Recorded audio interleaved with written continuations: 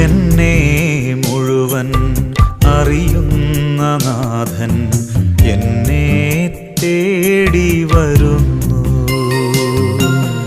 ഉള്ളം മുഴുവൻ നിറയുന്ന സ്നേഹം ഉള്ളലിഞ്ഞേകാൻ വരുന്നു.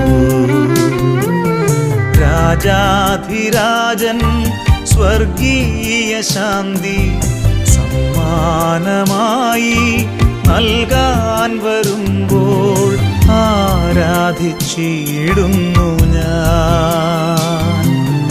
ഓ ദിവ്യകാരുണ്യമേ, എന്നെ മുഴുവൻ അറിയുന്ന നാഥൻ എന്നെ തേടി വരുന്നു.